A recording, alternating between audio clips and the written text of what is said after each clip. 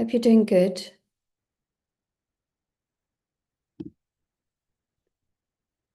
Okay, so who was with me yesterday? Who came on the session all about finances? It was a really busy morning again, lots of people on, and the interaction was amazing. So thank you for those of you that were here, that were really interacting on the chat box, letting me know where you're up to, what's going on, and even all the questions that you were sending. They were amazing. And what I will be doing is trying to get through and answering your questions because there were so many of them. And it's really difficult to answer them all in the short space of time we have. So I try and get through to a few of them, but I know that there's so many questions that come up for you. So it's good for me to be able to, obviously bring those answers to you. So thank you so much for being here. Yesterday was all about finances. It was quite detailed because obviously it's quite a complicated area, and I tried to share as much as I could in that time. Were you here yesterday? Let me know. Did you come along to the session? How did you find it? I did get some amazing feedback after the session yesterday, so completely grateful for that. It was so good to have so many of you there getting some valuable content. So talking about today. It's great to have so many of you on. Some of you have been coming for a few days. I recognize the name, and some of you are here for the first time. And what I do at the beginning is just to ask you to put in the chat box. It can be a direct message. It can be a general message, whichever you prefer, but just let me know where you're up to in this process. Are you thinking about it? I know so many of you joining are in that space where you are thinking about whether divorce is right for you, and you're starting to get knowledge, which is really important. Some of you have already made the decision but not taken any steps. And again, these 4 days are particularly good for you because I am talking generally about the process and the things that you need to know just to kickstart the whole thing. If you're already in the process, hopefully you're getting some tips and tricks as well, because actually just, making sure that you get the knowledge and you're empowered is really important. So I hope you're also getting something from the session. So I'll keep an eye on the chat box while I'm talking. So feel free to let me know where you're up to. And I'm just having a look at the messages now. I'm sorry I couldn't attend the last 2 sessions as there was an unexpected turn. You were caught up with police and social services. Yeah, and this happens a lot.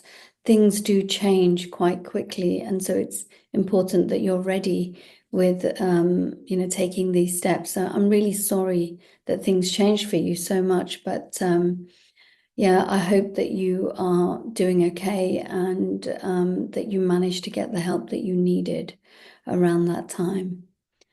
And I work in the UK as a pediatrician, and I've been in an abusive relationship with a narcissistic husband, and I have 3 children, all in primary school. I was planning a more planned divorce, but things have all been upside down.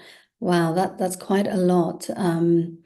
And I'm really sorry that you have been going through an abusive relationship. It does affect everything that you think, and even being able to move forward is so much harder because your confidence can be really affected in your self-esteem. It's hard to leave, isn't it, when you're in this situation? And sometimes we plan to leave and things do change. But the important thing is that you take the right steps from now and you protect yourself and the children as much as you can. So do reach out if you need anything. I've got a direct message. Thank you for the sessions. Very grateful. I will restart the procedure on this coming Saturday. I had been given papers 3 years ago, but had to stall. Yeah, that's really important. Sometimes we do start and we have every intention to complete the process, but for whatever reason, things come to a halt. And it sounds like you're ready now to move things forward as again. And it is really important. Sometimes mindset can get in the way, emotions, things happening in our lives can stop us from moving forward. But, you know, if this is the right thing for you, then at some point you will start taking action when the time is right. So thank you for sharing.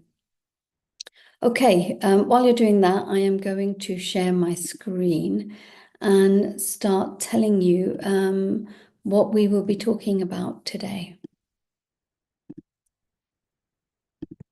Hopefully you can see that okay. Hope that's come up for you. Do let me know that you can see my screen, because sometimes it happens that you can't see it. All right, so just looking at the chat box, thank you for all the information. I'm planning to apply for divorce soon. This is a direct message, already separated since several months ago. The only constraint was whether to go ahead with financial settlement or not, but I have decided to do so, to not have regrets later. Great session so far. We started mediation, but it's broken down as husband is not sticking to the arrangements, but found out he's in a relationship and exposing the woman to my kids on his weekends with them. It's too much for the children to process. He keeps saying that they are play dates, but they're already going through upheaval since he moved out.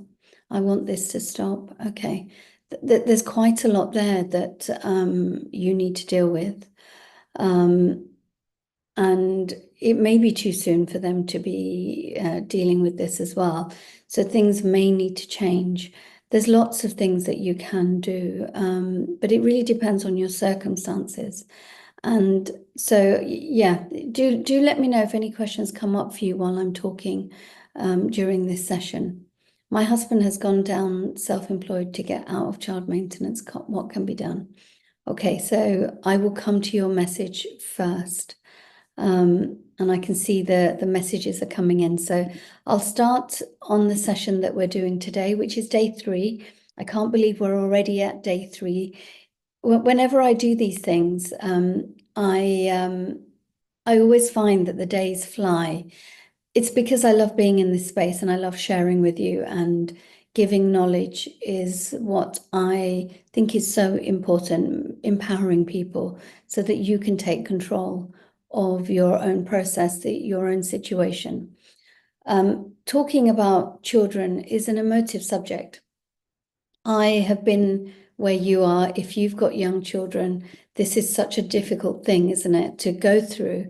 And when I was going through this, I also had to go through this process of what is going to happen with my children. And I was really worried about it because as their primary caregiver, I spent every day with them. I spent all my time with them. And the thought of them not being around me, them staying nights away from me, made me quite anxious. I was quite distressed by it. The children were quite young, so it did affect me quite a bit. And I think they found it difficult to start with. And you might be feeling something similar. So do let me know if this is coming up for you as well. I felt quite lonely. I felt lost without them. I felt really upset when they were with their dad. I had to keep reminding myself that it's really important for them to spend time with both of us.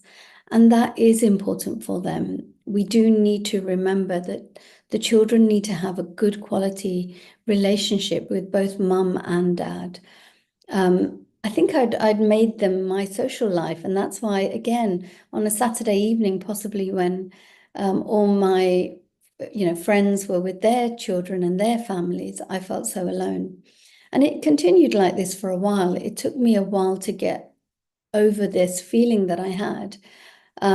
But over time, I got really used to having that time away. Initially, it was just knowing that I had to allow them to be with their dad, and I had to just get over the loneliness I felt.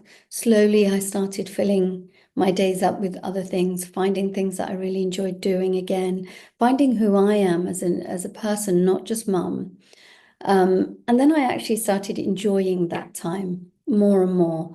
So it does take time. If you're feeling like this now, just remember it takes time to get used to being away from your children. It's actually generally really good for them to have that time with the other parent. It's good for them to be building that strong relationship with the other parent, as well as that strong relationship with you. It gives you time to grow and heal as a person, to maybe do things that you want to do, to enjoy. It gave me some time to do some extra work, which was quite nice, do stuff in the house, get out and meet friends. So for me, it ended up being, really good thing. The girls still see their dad every other weekend. Now they're older, the older two don't so much, but the younger one still has this routine with her dad. She spends half the holidays with her dad, and they've got a strong relationship, which is what I always wanted. And during the divorce, I forgot that one of my priorities was that I wanted them to have a good relationship with their dad. When things get really difficult, sometimes we forget this, but recently when my daughter graduated and dad was with us, we're a family unit still. We're just slightly different to how we were. And it was good that we could all come together and be in a space together. And that comes from some of the work you'll do around the plan for the children and how you go forward with this. So what will I be covering today? One of the things that I'm covering is parental responsibility, which is, again, an important factor. How, agreeing a plan. We need to think about what plan you are going to put in place. What court orders can you get? How does it work with court? And what factors do you need to consider when you're making this plan? So moving forward, I've already done this bit. I'm ahead. It's great. Moving forward, parental responsibility. So some people would think that because the children say you're the primary caregiver, and maybe the children live with you and you're already separated, that actually you've got all the rights and the other person hasn't. And that isn't true. Both of you have parental responsibility for your children. It means that you've both got legal rights and responsibilities that as a parent you would have in respect of your child's upbringing. It also gives you the right to make important decisions about your child's life, where they go to school, medical treatment, religion, all of these important decisions that need to be made for them. And you've got these rights and responsibilities over them as well. Both of you have that. You both continue to have this thing called parental responsibility, even after separation or divorce. It doesn't stop just because you're getting divorced, unless a court order specifically removes it. And it's not very often done where you lose parental responsibility. But what does this mean practically? It means that both of you should be involved in your child's life. You should both be involved in key decisions when it comes to your children. Day-to-day decisions such as bedtime, diet, and other sort of daily activities are usually made by the parent that the child is staying with at the time. So, for example, when it came to schooling, it's something that you have to discuss with the other person, and they have a right to have an opinion on that. So when my girls were going to secondary school, that was a discussion that we had, even though we were separated. We discussed where they might go to school. I put in the applications, but I'd spoken to my ex-husband about what schools I'd put down. When they got offered schools, we discussed which one they would go for. And so those decisions were made together. But I had the children most of the time. There was no way that I could have a chat with him every time I needed to make a decision about sort of day-to-day life. Whether one of them could have a play date, whether one person could go to that birthday party, etc. So I made the decisions when they are staying with me. If the girls had something going on that fell on his weekend, I would drop him a message and say, so and so has invited one of the girls to a birthday party. Are you okay to take her on that day? It's his time and he gets to choose. If he says no, I can't enforce it on him. He may say, yes, it's fine for them to go, but I can't drive them. So I would then, if I had the time, offer to drive them. But if the children are staying with you, you get to make day-to-day decisions.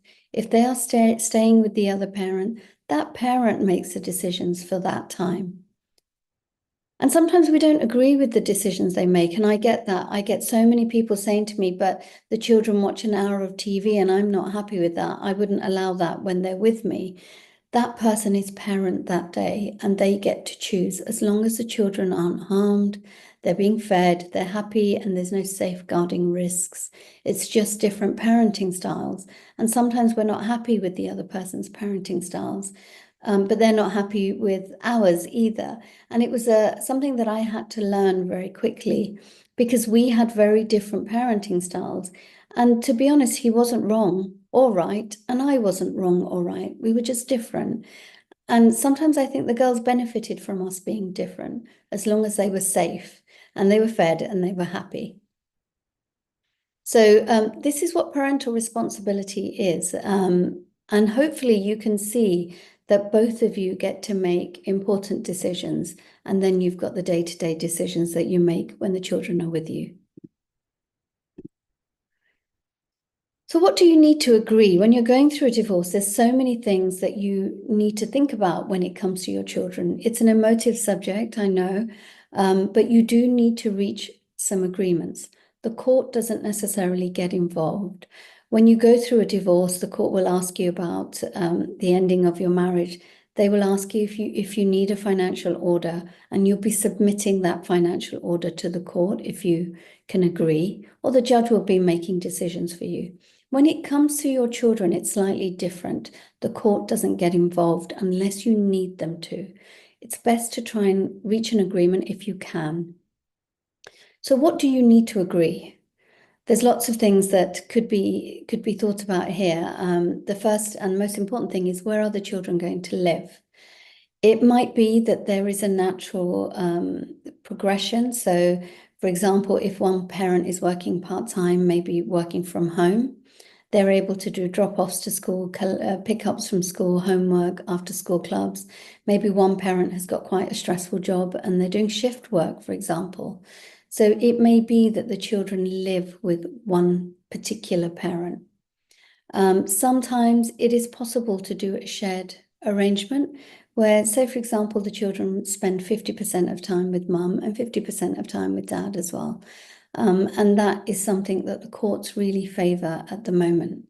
So a shared care arrangement is absolutely fine as well. And there's lots of different ways of doing that.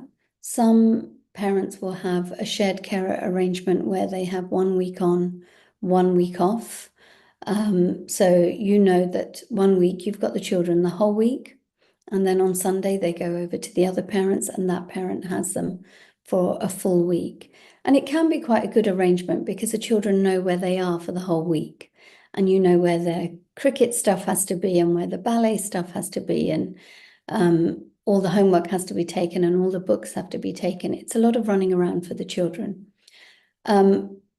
If you don't have a shared care arrangement and you have an arrangement where the children stay in one place mainly, so for me, we had an arrangement where I did most of the childcare. I did all the holidays to start with, and Dad had every other weekend, and this is what he wanted. So the children went to him on a Friday and they came back Sunday evening. As they got older, Sunday evening got slightly later, but when they were really young, they'd come back a bit earlier, 5 o'clock. So we had this arrangement, and that arrangement still stands. They go every other weekend. And this is what the girls want. This is what Dad wants. And so that's the plan that we put in place. And what we do is 6 months in advance, we have a calendar. We put everything in there so we know where everybody is. And obviously then we can be planning as well. And then if there needs to be any changes, we'll message each other, or the girls will sort it out now they're older, but they'll say, obviously, Mum's got this event, there's a wedding going on in the family, can we swap weekends?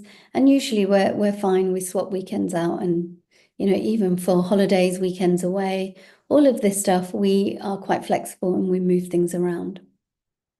So this is something you have to agree. You have to agree how time is going to be shared, where the children will live if one person is doing most of the caring, and how much time the other person spends. It's generally better for children that you have this set routine because they need certainty. You don't want it to be so that they are all over the place. They are struggling. They will find they don't know where they're going to be. So what I find is having a set routine is much better for them. The courts prefer it. The courts prefer that you keep to your agreement. And sometimes there's some flexibility, but mostly children get certainty, which is great. You also need to think about a handover and collection. So how will that work? Will one parent drop off to school, say on a Wednesday morning, and the other parent will pick up from school after school, so that's how handover and collection is working. A lot of parents do that and it works really well. I've always found that my ex-husband picks up from home, so I do all the school runs and he picks up about 6 o'clock on a Friday evening and drops off at around 6, 7 o'clock on a Sunday evening. So that's how we've always done it because he just can't get to school to pick the children up. How will it work for you? Have you thought about this? It's better to have set times, and sometimes things will change, of course, but if you know it's going to be 5 o'clock on a Friday, that you've got that plan, unless you hear otherwise. So think about handover and collection. Sometimes if you're doing handover and collection around schooling, then think about what happens during holidays. Will dad pick up from mum at 10 o'clock on a Monday morning? Will mum then pick them up on, say, Thursday afternoon from dad? How is it exactly going to work in the holidays? Because there's a lot of holidays to navigate, and it's good to have some idea of how the holidays work. What we do, because now we split the holidays, if it's, say, a week's holiday, the person that's got the weekend before will have up till Wednesday. The person who's got the second weekend will do Wednesday to Sunday. And that's sort of how it's worked mostly. Summer holidays we split into 2 weekly chunks and then 1 week and 1 week. And we sort of work that out in advance. So if we're booking holidays, we can organize ourselves. So that's how we've done holidays. And having a shared calendar, some people use Google Calendars. Some people will actually just use a note on their phone, a shared note. Some people will use one of the parenting apps, and there's plenty of them to navigate this sort of messages as well as calendar. The other thing you need to think about is what happens when you're going away with the children. You need consent of the other person. So how much in advance do you need to let them know? And you can put that in the plan that you have and the things that you agree. So it may be that you try and give 3 months notice of any holidays abroad, holidays in the UK, just because it might be important for you to know that they're not going to be in the UK. You can pass over the passport if you're holding it. And I always think getting a full itinerary, getting details of their flights, where they're staying, who's traveling with them, who to contact in an emergency is really important as well. I used to feel really nervous when my girls went abroad without me. It's something that it takes a lot of getting used to. But having that itinerary, knowing that I can stay in touch with them really helped me. Now, obviously, we've been doing this for 13 years, so many years on, the anxiety's lessened, and I'm just happy they're having a good time. So think about what you can put in place around the children being away from you, going abroad. So there's lots of things, and this is only some things. You may want to think about when, if the other person has a new relationship or you have a new relationship, how will that person be introduced? When is it the right time? So you can put a lot of detail in this agreement. And the agreement, when you write it down, is called a parenting plan. You don't have to do any official paperwork for a child agreement. You can write your own parenting plan. It's not going to the court, it's for your purposes. And so you can write it down in any way that you want to. You don't need to spend money getting this written, but it's called a parenting plan. You should put as much detail as possible religious holidays, the children's birthdays, your birthdays, Christmas, anything else that is a special day that you want to include should be in there. Mother's Day, Father's Day, all of those things, so that you know what's happening with the children on those days. It just stops you arguing later. So hopefully that gives you an idea of what you need to agree. And what happens if you can't agree? Because that does happen. You're struggling. You've tried agreeing. It may be that, one of you says, I should have more time with them because I've been their primary caregiver. I work part-time. So maybe it just makes sense for them to live with me and for the other person to have a certain amount of contact. Maybe the other person has a different view on this. So you might just not get to an agreement on it. And if you can't agree, you've sat down together and you've tried to sort this out. And it's really difficult to have a constructive discussion sometimes, then you might want to ask family and friends to help you to have a discussion. If there is somebody that you both trust and respect, to be neutral. If there isn't anyone, then a mediator could help you reach an agreement. And a mediator is a neutral third party that is trained to get couples to agreements on different things around separation, divorce. So practical aspects, agreements like this, finances, etc. So you may have gone to mediation and you've still not reached agreement because you're still stuck in the same place that you were when you started. And the only step at that point is court proceedings. If you have tried everything else and you really can't get to an agreement, then you can ask a court to make a decision for you around the children. Before you do that, you need to have attended a meeting with a mediator called a MIAM, a Mediation Information and Assessment meeting. So if mediation you think is not appropriate, there are exceptions to going to a MIAM, but if none of these exceptions apply, then you will need to have a MIAM at least, which is you having a chat with a mediator, seeing if there's things that can be agreed. You may not want to do mediation. It's a voluntary process. So you may say, sign my application, I want to go to court. Sometimes actually, if it is urgent, and some things are, you don't need to worry about a MIAM. I'll talk a bit more about mediation tomorrow when I talk about the different professionals that are in this space and the different support services you can get. How do you apply? You can apply online and you can apply on paper.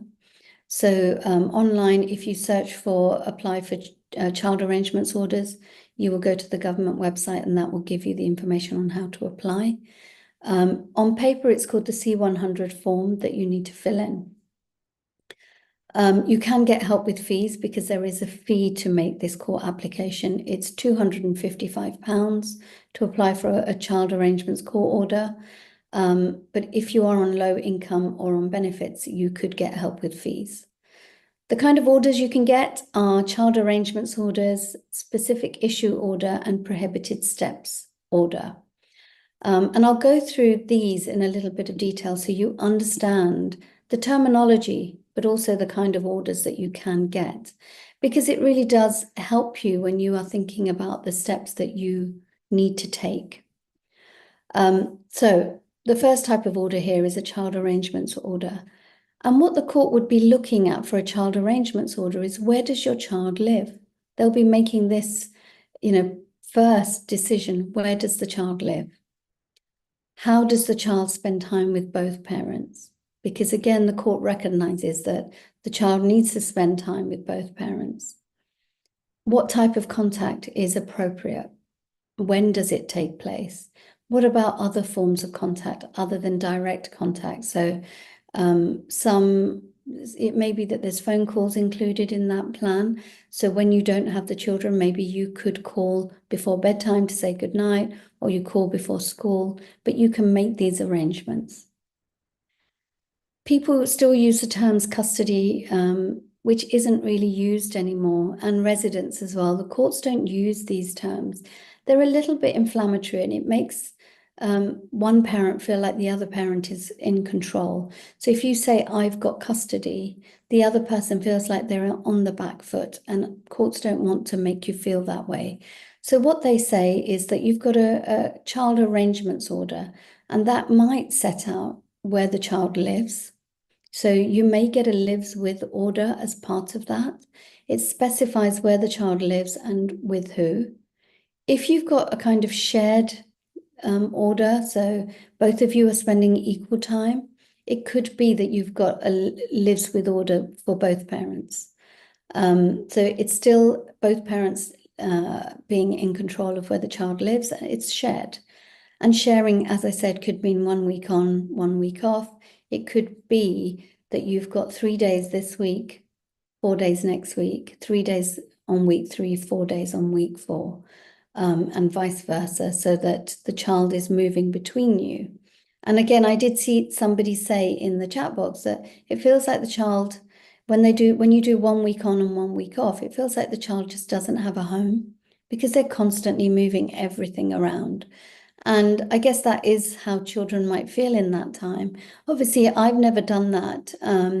So I don't know quite how that feels, but my clients tell me that it works for some people really well. And for others, the children really struggle. So you need to think about which arrangement is right for your children. Some children do really well on the 3-4 arrangement because they're a little bit with mum and a little bit with dad, and it's equal time. Some children do better with every other weekend and then a couple of nights on the week that the other parent's not seeing them. So you need to think about which arrangement works best for you. When you've got this sort of lives with order, the parent with the lives with order can make day-to-day decisions about the child's life. When the child is with the other parent, they can make day-to-day decisions. Major decisions still need to be made jointly, even if you have a lives with order, because you cannot take away the other parent's right to make decisions about education, religion, medical treatment, for example. So these other orders that you can get that I've put here on the slides. The first is a prohibited steps order, and sometimes these orders are so valuable, sometimes you really need them. So I often get people saying to me that the other parent has threatened to remove the child from the country. They've said that I'm going to take the child away from you and I am going to move. And maybe they overhear a conversation. That parent is planning on moving quite soon. And if that is the case, we have to urgently get into court to get a prohibited steps order. This stops the other parent from doing something such as moving the child out of the country to a different city. You might find that the other parent says, I'm planning on moving from London to Birmingham, and I'm taking the child with me. I've got a lives with order, so I can take the child. But actually, you can't. You have to get consent from both parents have to consent to this move. And if you intend on doing it without the other parent's consent, they can get a prohibited steps order to stop you in the short term while the court looks at whether this is actually the best thing for the child. You can also apply for a specific issue order, and this is where you get an order for a specific question that you have. And it's something to do with how the child is being brought up. Like, for example, what school they go to. It might be whether they could move to Birmingham from London, for example. You might actually go and ask the court to make that decision because you cannot agree. So these are the different types of orders that you can get from the court. Court proceedings, as you know, they're stressful, they're tough. You think that you will get the result that you want, but often court proceedings are very different to anything that you would expect. The judge is constantly telling you to go outside and reach an agreement. They don't want to make these decisions. They want you to get to an agreement. And so I always say to people, well, get to an agreement outside of court if you can, because this is a very stressful, emotional time. What is taken into account when the court is looking at these arrangements, these orders that they can make? And when you know what is taken into account, it actually helps you reach agreement outside of court before you get to that stage when you end up in court. So we have a set of factors to take into account, which I think is quite useful for you to know, because this tells you, when you are trying to reach agreement with the other person, the kind of things you need to take into account, the kind of things that will be important. So when you make a decision around the plan for your children, this welfare checklist that I've mentioned here is really important. It comes from the Children Act 1989, so it's in law that we have to take these things into account. So when I am helping my clients, I would look at these things, the court would look at these things. So it's important for you to know as well. The first part of this is always what is in the best interests of the children. The children are priority. Their welfare is absolutely priority. So as much as the parents obviously struggle with this, it's such a difficult thing, you have to look at what's best for your children. And obviously the arrangements need to think about bringing stability to the children and trying to have that continuity as much as possible. So if we can, keeping arrangements the same for the children as much as we can. So the other thing that we need to consider, there's a few other factors. Obviously, the children's best interest is always priority. But what else do we need to consider? There is the child's wishes and feelings, which a lot of people will talk to me about, but my child says they don't want to go. They don't want to do that. The court will consider the child's wishes if they are old enough to express them. But their wishes are not the only deciding factor, because if you have a 6-year-old that says, I want to move in with that parent and I don't want to see the other parent, this might not be in their best interest, but they don't know that. They might be upset because of certain things have happened. But actually in the long term, it's in their best interest to see both parents. Older children, obviously, if you're older, then you can make more informed choices. So their decisions are given more weight. But the court's final decision will be based on child's welfare, not only their wishes and feelings. So typically age 12 and over, your wishes and feelings are given more weight within court proceedings, and hopefully when parents are making these decisions as well. If you're in court proceedings, the court may ask a CAFCAS officer, and CAFCAS stands for Children and Family Court Advisory and Support Services. It's almost like social services, but for court proceedings. The court may ask a CAFCAS officer to meet with the child to gauge their feelings about living with the parents, which parent, what arrangements they feel comfortable with. So for example, a 14-year-old might insist that they live with one parent because their school is nearby, they can walk to school, their friends are nearby, and the court will likely give a lot of weight to this because they can see why the child feels like that. They can see that it gives the child continuity, stability, and as long as it aligns with their best interests and there's no safeguarding concerns with the parent that the child wants to live with, they may go with that. The other thing is the child's physical, emotional, and educational needs.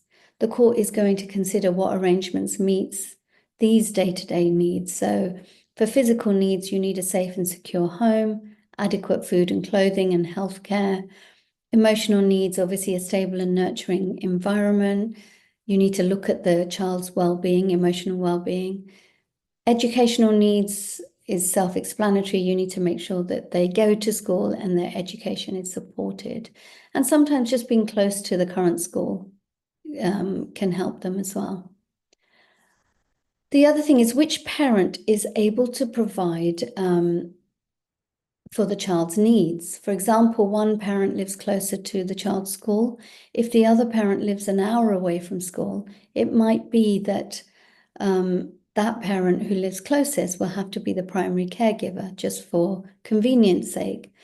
It might be that one person has been the primary caregiver and one person has worked away and traveled a lot for work. And so therefore it might be the primary caregiver is still the right person.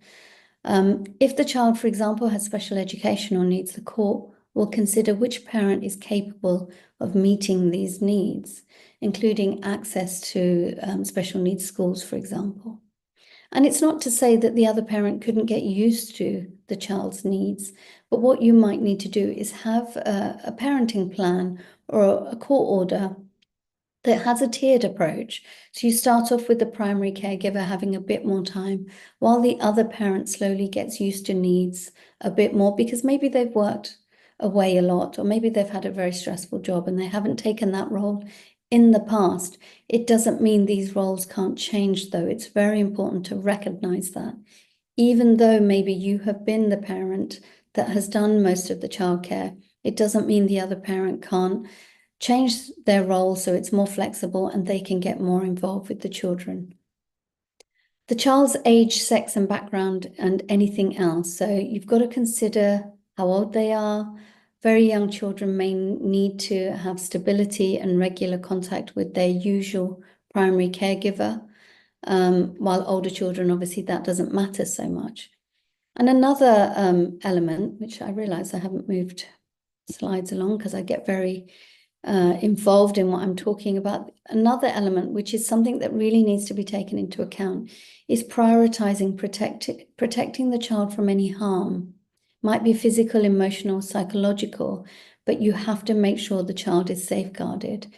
If there's domestic abuse in the family, then what you might find is the court will want to protect the child from that.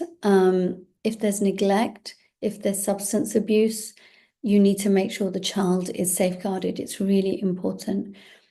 If there is evidence that the parent has harmed the child or put the child at risk, there may be supervised contact needed or limited contact.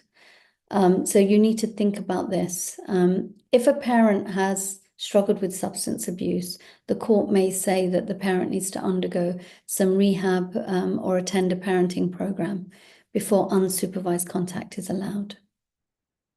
So these are the different things that you need to take into account. And the final one is the capability of each parent to meet needs. The court will look at the parent's ability to meet the child's needs. Consider whether the parent has time, resources, skills to care for the child. You've got to look at the parent's work schedule, living situation, past involvement, and future work schedule. Because although they've been busy at work, maybe up until now, because there's been two parents living with the child, in the future, the parent may be able to change their work schedule and be more involved. So think about that as well.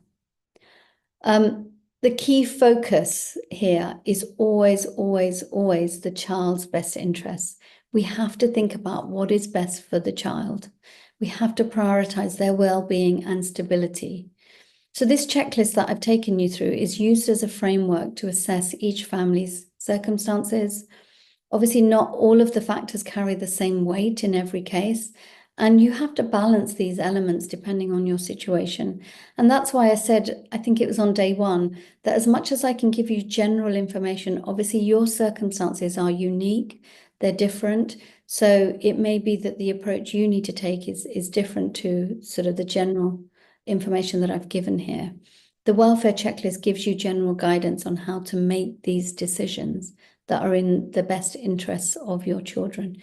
This is what the court uses. This is what I would use to assess how contact would be between the parents and anything else that we need to think about around that child and their best interests.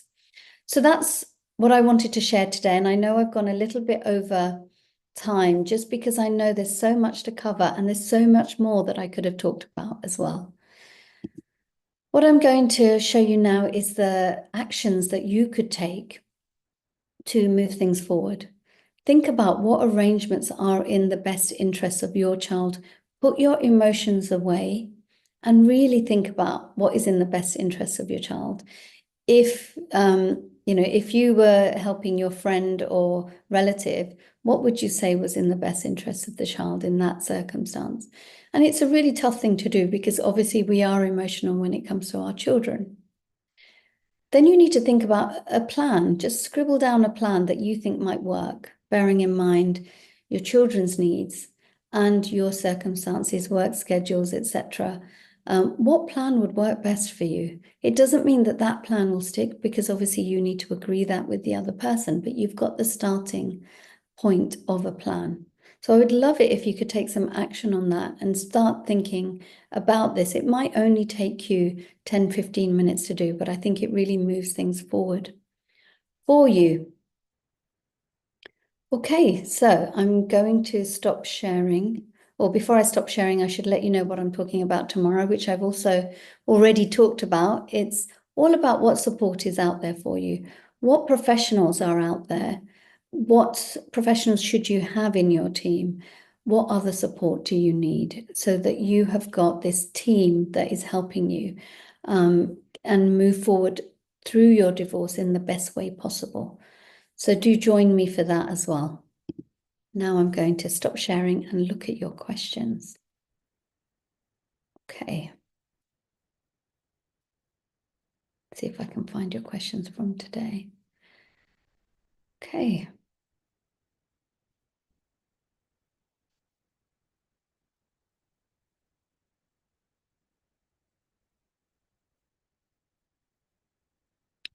Okay, so I have got a question here. My husband has gone self-employed to get out of child maintenance. What can be done? So this is a common question. This is a common situation. It happens all the time. Sometimes people start working and getting cash in hand so that there's nothing official to confirm their income, which obviously isn't great. You know, you are both responsible for your children, and sometimes people have to go self-employed for whatever reason. Sometimes people do have to reduce their working hours. Sometimes people have mental health issues and they can't work at that level. So you might think that it's because of child maintenance. Sometimes it's necessary for them just to get through. So that's one thing that we have to say. The second thing is sometimes it is done intentionally. If somebody goes self-employed, then you only have their tax returns to go on for income. They may be self-employed and getting paid PAYE, then obviously you've got that. If they're just taking money out of the business, then you would need to see how much they took out. You could speak to Child Maintenance Service. They will get the evidence from the other person to find out what their income is and then let you know what the calculation is. And so many people would say that this is still not effective because you can see the other person drives a car that they spent cash on. It was £120,000. They take 5-6 holidays a year. They wear designer clothes, yet they say they only earn £1,000 a month. Quite clearly, it doesn't fit. So if the Child Maintenance Service gives you a calculation like that, then you need to appeal it. You need to show them that actually the lifestyle this person is living, there is no way that they are just earning £1,000 a month. So that is really the only thing you could do to prove it. But it's still very difficult. The Child Maintenance Service is not able to go any deeper. So I found them quite ineffective around this question. I feel the sessions have been really informative. I do feel worried that I will be penalized for being a responsible adult compared to my abusive, narcissistic husband who is racking up debts and prioritizing himself. I feel the need to get more informed about my rights and how the financial settlement will work for me. Yesterday, he got into a horrible argument with me about not thinking about the well-being of the children. It's a really difficult situation. And yes, this happens. Once you realize that the divorce is happening or the other person has made the decision that it will happen, then often they will do these things. Both parties will do this, where they will start spending a lot of money. They will go out a lot. And actually, one person is saving, the other person is building up debts. When that happens and you're looking at your financial settlement, you may have to say, well, look, you spent every penny you had on designer clothes and going out, and I don't think that's fair. So some of the savings that I have, I'm going to put aside and not include them. So it's a negotiation. But yes, this happens a lot, and it's a really difficult situation because if it's been going on for 5 years, how are you going to go back and check all of this? It makes it really tough. That's why I say to people that once you have got into this situation and you know that you are going to separate and divorce, it's worth doing it straight away so that you limit this happening. Okay. So I've got a message here. As you know, I'm well into post-divorce, and I wish you were running the great divorce program when I was divorcing. Thank you, Rex.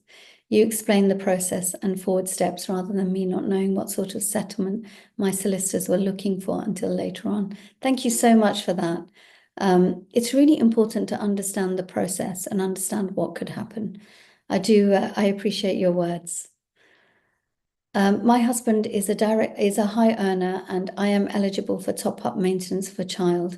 Got to know his exact salary from Child Maintenance Service yesterday. If I go to court, would the top-up maintenance be valid till the child is in nursery or the child is 18? I am asking because we don't have any joint assets and I'm not sure how much will be in the pot. But top-up maintenance for a couple of years might justify the legal cost. So it depends what top-up maintenance you're talking about. When you've got somebody who's a high earner, the Child Maintenance Service, the calculator does not allow for high earners. So that sometimes will not calculate correctly when somebody's a high earner because it has a limit on the earnings. So CMS will then give you a calculation based on that person's salary. So if you believe that your maintenance is not looking right on the child maintenance calculator, then contact the CMS and they will do a calculation, which it sounds like you've done. If you go to court, the top-up maintenance may not be included as part of the court order. And it's also important to know that even if it is included, if you have a consent order, then it's only valid for a year. So you can only enforce it for a year. Your CMS calculation, they will keep enforcing, and every year you can ask them to do another calculation, and then they will actually follow up with arrears. So sometimes it's better to contact CMS and get them to do a calculation, and they will collect arrears. They will take the person to court. They'll take it out of their wages, their salary. Going to court may not be the best thing for you. CMS have asked you to go to court for top-up maintenance. So you may be looking at spousal maintenance. And for spousal maintenance, you do need a court order. The court order may just be for a limited time. For spousal maintenance, it's usually limited. And I think we need to be careful about what we're calling your maintenance. And that might be the difficulty. Spousal maintenance has to be through a court order. Yes, not being with the children, worst thought for me. It was the worst thought for me as well. I had a 1-year-old, so it was really hard. But slowly, actually, the children love it. I love having that time. It sounds really bad. I love having a time away from them. But when you have been a full-time mum for 13 years, it's like you do need those, periods where you get to do something different. My kids went with their father for summer splitting time between both grandparents. That felt really hard. It felt too long. However, I've always wanted them to connect to their grandparents. And also, I wasn't in a position to financially contribute. Okay. So they were with their father and then spent time with both grandparents. And we do want grandparents and other family members to have good quality time with the children. But contact is mainly for the parents. And then the parent can take the child to grandparents. And sometimes parents need babysitting as well. Grandparents are really valuable in a child's life. So you want to encourage that as much as possible. As long as it isn't a situation where, say, that parent who's supposed to have them is just always leaving them with the grandparents and never spending time with the children, I would have an issue with that. But I believe that grandparents are so valuable that I'm so pleased. My children had a really good relationship with both grandparents even after we separated. And actually, I have a really good relationship with his mum still, and he had the same with my mum, which is really important. It's hard when you're redoing everything and prioritizing them all the time, but you keep getting knocked down by the other parent. He has no idea how they actually struggled and the things that I've had to do to support them. He uses them to say I'm incompetent when actually he's the one who doesn't know what they've been through. There's so much pressure while managing everything else. Yeah, I completely get that. Actually, and you hit the nail on the head. It was the first time in 12 years I didn't have a dependent. And it was like it let me decompress. Yeah, it does. Okay, let me read the next questions. Social services has asked me to provide supervised visits for my toddler. Dad is not willing to find a supervised contact center, which actually can be quite useful when you are looking at supervised contact. There's lots of ways of supervising contact if there are safeguarding concerns. And it can be through a family member or friend if they're willing to do it. They may not be willing to commit, 1 day a week to supervised contact. It may be that even they don't want to be in that position. Then you might need to go to a supervised contact center for contact to take place. So Dad is not willing to find a contact center and asking me to bring the child to a park. I'm not comfortable due to domestic abuse earlier. What should I do? So if there are safeguarding concerns and social services has told you that contact has to be supervised, you have to listen to that. Because if you do not listen to that, they may feel that you are not a parent that's strong enough to put your children's needs first. And you don't want social services thinking that. If contact has to be supervised, then you have to let the other person know that. Social services has advised you of that. And if they want you to take the child to a park and there's been domestic abuse, that may not be correct. That might not be the right thing for you. And we have to protect your mental health and your boundaries as well. So if you do not feel comfortable, you don't have to do that. The only other option is a contact center. If it was me, I would contact one of these centers and get the details, pass it over, and then leave it to them whether they want to do that or not. If they choose not to do that, then it may be that direct contact is not going to happen. You could book a supervised center, but they may not attend. And you've asked, should I facilitate this relationship? Obviously, you want to facilitate these relationships as much as possible, but we have to think of child safety, your safety as well. So only facilitate it if the child is safeguarded and you're safeguarded as well. Dad has been inconsistent, will vanish for a few weeks in between, which is difficult for my child to process. You need to make sure the contact is regular. If it isn't regular, then you could say no contact happens. Because this isn't good for a child to have contact that's so inconsistent. As per nursery unofficial version, I should not allow access. Same is suggested by my therapy due to trauma faced by your child. I think that you're worrying about dad too much in this situation. You have to put your child first. And if this isn't good for your child, be strong and stick with that. Obviously, if things change, you can still facilitate a relationship with dad and child. But for the moment, if it is not good for the child, social services have told you, child therapist has told you, the nursery have told you not to allow contact. I think you have to stick with that unless it's supervised. Primary school forms are out. I'm sure Dad has no idea about this. Should I inform him? You should inform him the school that you're going to send the child to. You can let them know the options, let them know the school that you think is best. Give them 14 days to come back to you. If you don't hear back, then I would just go ahead. If he argues with the choice that you make, he may start court proceedings, and that's okay. Obviously, if he starts court proceedings, you have to be there to defend that. My son is 15, turning 16 in January 25, living with me. He doesn't want to see his dad. I've tried to persuade my son to communicate with his dad, but he refuses. I mean, your son is 15, so it's really hard for you to force him to do anything. I've seen court orders where the judge says that you have to take your 15-year-old to contact. And I know that it's really tough. Like, how do you grab them, manhandle them into the car, drive them over for contact? It's really hard to force a 15-year-old. All you can do is encourage your children.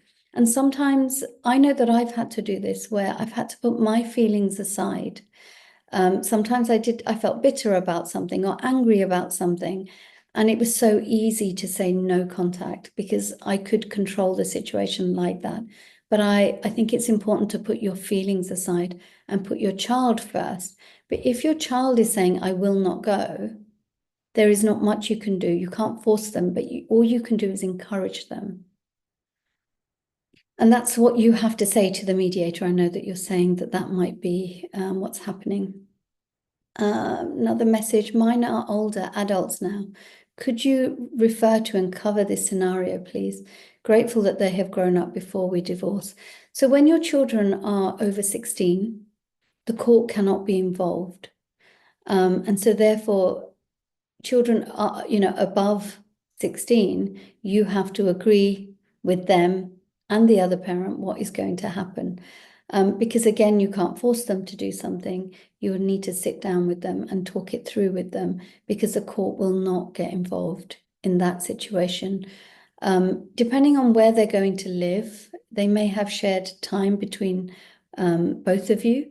And if that's the case, then you need to make arrangements for how that will work. And maintenance can go on till 18, but if you have a shared care arrangement, then usually there's no child maintenance because there is no non-resident and resident parent. But you can both contribute to them yourselves if you have got a shared care arrangement. And if they go to university, then you can agree what you both will give the child directly. I hope that answers your question. It's quite a broad question, so I hope that covers some of the things that you needed to know. I have a 5-month-old. In terms of lives with order, will I get that? If you've got a 5-month-old, it's possible. At what age might my baby have to go to live with him? There is emotional abuse and we may have to go to court as I don't feel comfortable in mediation due to an imbalance of power. I want my child to be safe, worried that also if I attend mediation, that the domestic violence case will weaken. It doesn't necessarily weaken. And what you might find is the mediator says that mediation is not appropriate due to domestic abuse. And actually, it's dependent on how you feel. If you feel intimidated, scared, being in front of somebody, then there's other ways of doing mediation, which could be online mediation. If that's still not comfortable, you could do shuttle mediation, which is where you're in separate rooms, but you still might find this difficult, and then it may be court proceedings.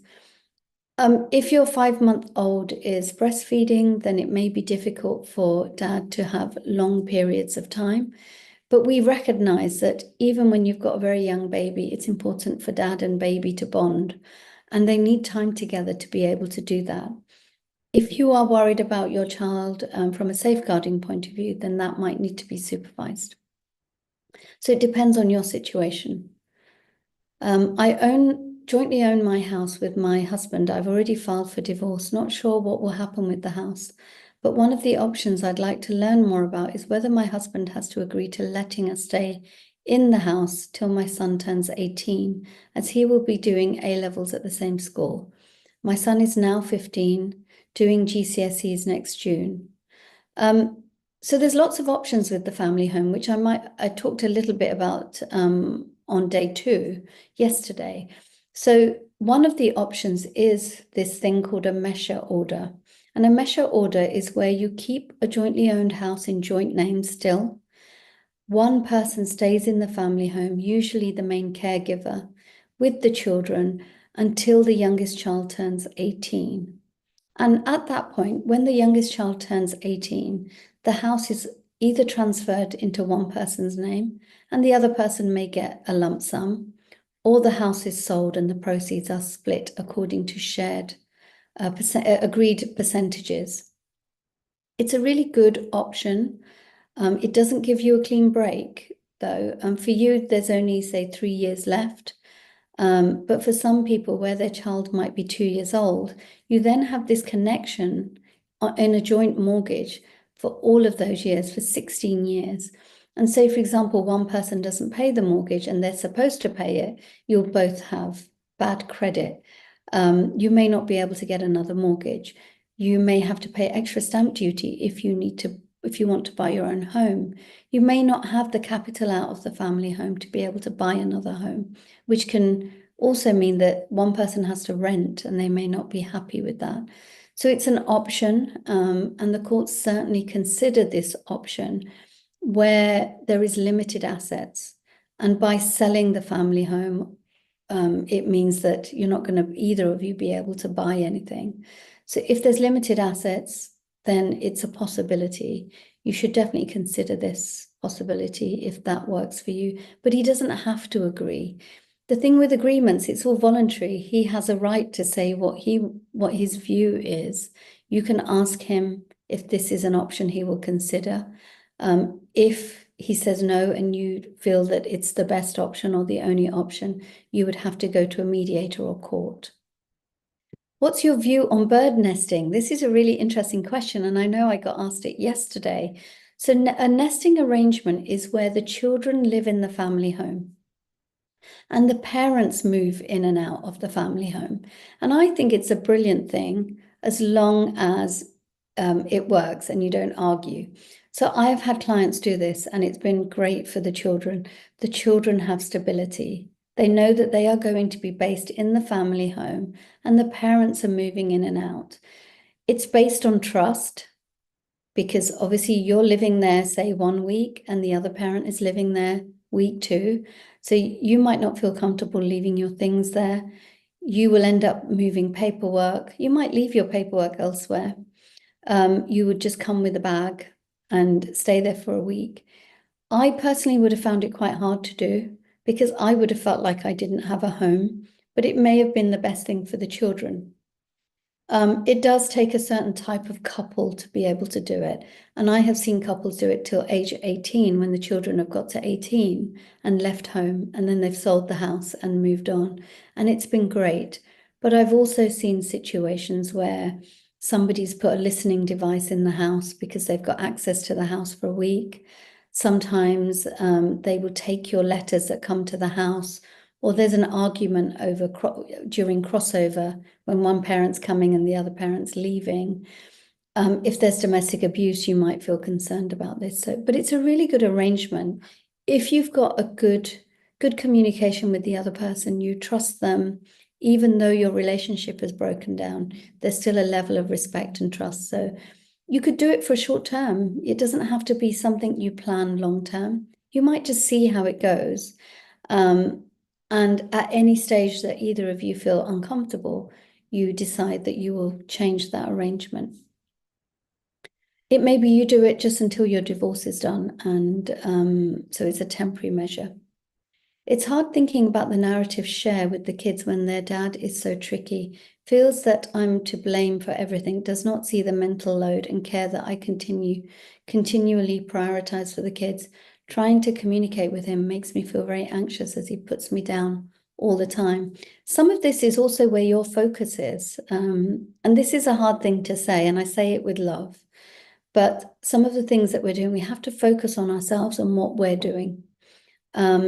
And I remember just concentrating on what his life was like and how good his life was and all of these things. And I found that really tough until I started looking at my life and telling myself I have a choice what I do for my children and I choose to do this. I don't have to. I could do something different, but I choose to do everything for them, be there for them as well. And I changed my work life so that I was there for them as well. And it's been hard, it's been tricky, it's been challenging, but it's also been full of joy, and I wouldn't change it. He may make you feel like you're to blame for everything. He may not see your mental load. Are you looking for an acknowledgement from him? You may not get it because that's not in your control. You also can't control that he blames you for everything or he doesn't, and you should kind of almost blank that out because there's nothing you can do about what he thinks and what he says. You need to put communication boundaries in place. You might need to look at your boundaries generally because he's putting you down. Maybe communication needs to be limited because that's quite difficult, isn't it, when somebody's putting you down? And I understand that can trigger you as well. What about dad using emotional blackmailing to get the child to go with him? It depends on the extent of this. Sometimes you do have to maybe say, I'll take you to so-and-so if you come with me, because children do feel anxious about moving around. Sometimes you do that when you just need to go out, go to the shops, and they don't want to come. So it depends on the level of emotional blackmail. I think the ongoing best interest would be 3/4. But I know despite capacity, he will not want to because he doesn't want to give me any money. I don't know what you mean. I think maybe you're thinking best interest would be 3/4 of the time with you. He's got the capacity to do more, but he doesn't want to. But he also doesn't want to give you any money. We see that a lot where people go for a shared care arrangement because they know they won't have to pay maintenance. Okay, I'll take couple more questions and then I'll leave it there. Do let me know what you've thought of today's session. Has it been helpful? What if my husband has manipulated our child to want to be with him? He is building me as an abusive mum because I end up shouting. So it depends again on the extent. It depends on what evidence does he have. If you end up in court, the court will not just take his word. They will want evidence of what's been happening. You can't just say somebody's abusive without giving some evidence. It's going to depend on what your child will say to Cafcass as well. So if you go to court, then Cafcass will be speaking to your child, speaking to you, speaking to dad. And from that point of view, what is your child going to say that they want? Obviously, depends on how old they are. Your child may say what's been going on. And I do understand children have a different perception of what's going on as to the actual thing that's happening. So it may be that, you might need to stop shouting because your child will bring this up to the Cafcass officer. It may not be abusive. You may just be trying, you may be under pressure. You may be trying to get them to do homework, get in the shower, get to bed, and because they're not listening, you're shouting. That's not necessarily abuse. So it might be that you need to change a few things that you do so you get a good Cafcass report, but also you might find that the child doesn't say that you've been abusive. So it's difficult, again, to answer that question without more knowledge. I have adult children, 31, 25. 31-year-old lives in her own flat, 25-year-old is living with us, and my elderly mum is living with me. Does anything need to be considered for children and mum? Because your child is over 18, they are not considered as part of finances and child arrangements because they are over 18. I don't think that's quite right because I've got a 22-year-old who lives at home again. She's moved away for uni, she's back home. She can't afford to live on her own. She's only just started working. So I have to consider that she'll be living with me for a good few years. And obviously that has an impact on where I live because I need space. She works from home, so I need space, bills, food, etc.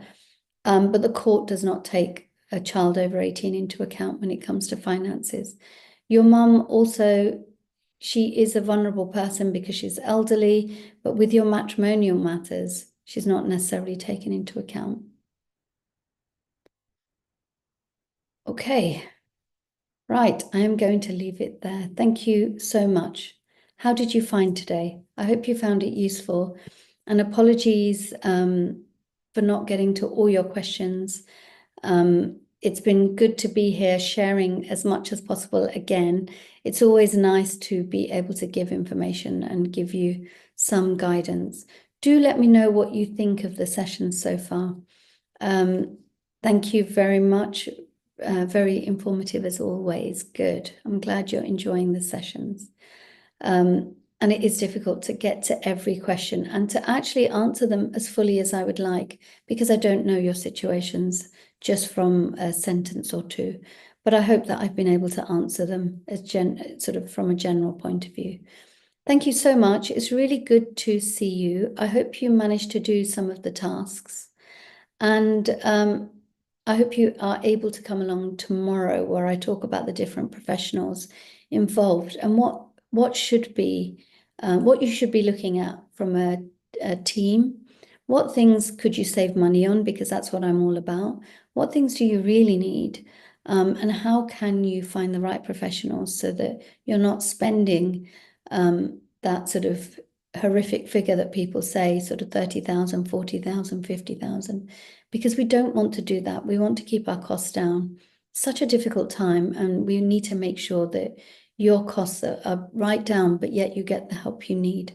So do come along tomorrow. I'd love to see you there. And it's our final session as well in this sort of time. And tomorrow is the day that I told my husband that our marriage was over. So it's been a really big milestone week for me to remember that and also celebrate how far we've come as parents, but also how far I've come as an individual and how well my children are doing. So do please come along tomorrow. I'd love to see you. And thank you, Nauma, for putting those links in there. We'd love to, if you'd like to find out more about how I work, reach out on any of those links that Nauma's put there. I think that, yes, you put the booking form and all our social media links. So it would be great for you to reach out. And I'm just going to read these last few messages. Thank you so, so much. It's been really helpful to try and focus on the information and a break from the trauma. It's highlighting what further information I need to move forward. Thank you so much. Your sessions have been an absolute blessing for me. I've got so many notes from today too. Bless you. Thank you. Thank you so much. I really love your feedback. It's always good to know that what I'm talking about is helping you. And I will see you tomorrow, but do reach out if you'd like to know more about the work that I do and how I can support you. Take care and see you tomorrow. Have a good rest of the day. Bye-bye.